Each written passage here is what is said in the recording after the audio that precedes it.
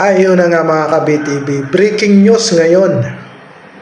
Saldico nagsalita na at nilaglag na ang mga mastermind sa korupsyong nangyayari sa ating bansa.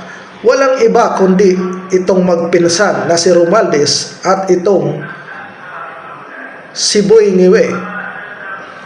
Pakinggan natin at panoorin natin ang kanyang revelasyon. Yon, hindi na ako mananahimik, ilalabas ko ang lahat ng katotohanan. May resibo, may ebidensya, at may pangalan. Nagsimula ito nung tumawag si Sekmina Pangandaman sa akin nung nagumpisa ang BICAM process last year, 2024. Ang sabi niya, katatapos lang ng meeting nila ni Pangulo at may instructions na mag-insert or magpasok ng 100 billion worth of projects sa BICAM. At sinabi pa ni Sekmina, you can confirm with Yusek Adrian Bersamin dahil magkasama sila sa meeting ni Pangulong BBM noong araw na yon. Tinawagan ko po agad si Yusek Adrian Bersamin at tinanong ko kung may instruction nga ba ang Pangulo na magpasok ng 100 billion during their meeting. Ang sabi niya ay totoo nga po. Right after our conversation, tinawagan ko po si dating Speaker Martin Romualdez at nireport ko ang instructions ng Presidente to insert the 100 billion projects. At sinabi niya sa akin, what the President wants, he gets.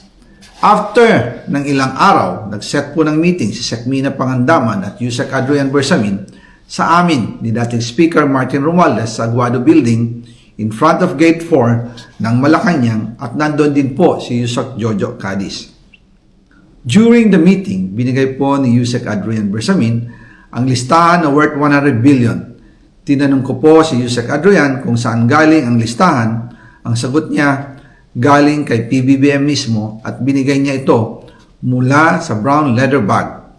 Nung sinabi po ni Yusek Adrian Bersamin yung brown leather bag, naalala ko noong nasa Singapore kami right after the elections of May 2022 sa Hilton Hotel, kami ni dating Speaker Martin and PBBM habang pauwi at pabalik ng Pilipinas, hinabol ng PSG ang brown leather bag at ang sabi ni PBBM, maiwan na lahat, wag lang ang brown leather bag.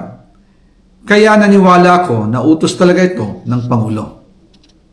Pagkatapos ng ilang araw, I informed sina dating Speaker Martin Romualdez, Sekmina Pangandaman, Yusek Adrian Bersamin, and Yusek Jojo Cadiz na kung pwede 50 billion lang ang ipasok sa program funds dahil so sobra ang DPWH funds versus sa DepEd. In practice, hindi pwede na mas malaki ang budget ng DPWH kaysa edukasyon. And yung balance na 50 billion, ilagay na lang sa program funds for the 2025 budget. Dahil Office of the President din ang nagre-release ng lahat ng unprogrammed funds. Pagkatapos ng isang araw, tinawagan ako ni Sekmina at sinabi ang mensahe ng Pangulo. Ipasok ninyo yan dahil pinangako na sa akin ni Speaker Martin yan at hindi na pwedeng baguhin. Kumbaga, ang utos ng hari hindi pwedeng mabali.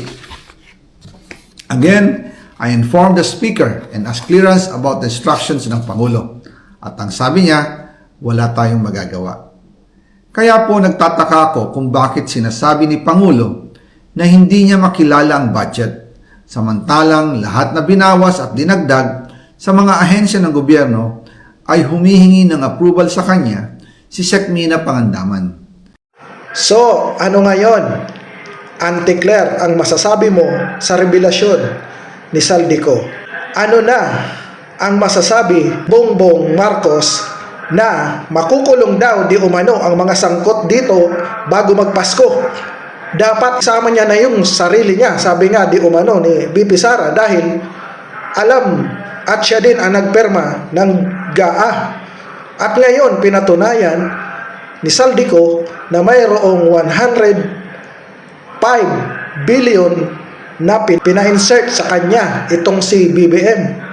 Ngayon mga loyalista, pinklawan at dilawan. Ano, iyakan na? Ano, sasabihin nyo walang credibility ang sinabi ni Saldico? Paano walang credibility? Siya yung appropriation chairman ng Kamara noong 2025 budget. Kaya wag kayo magsabing walang credibility dahil alam niya lahat.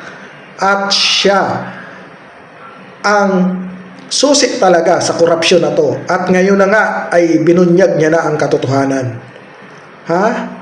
Ano, mga loyalista at pinklawan at dilawan? Ano kayo ngayon, ha? Parang may naamoy ako hindi maganda.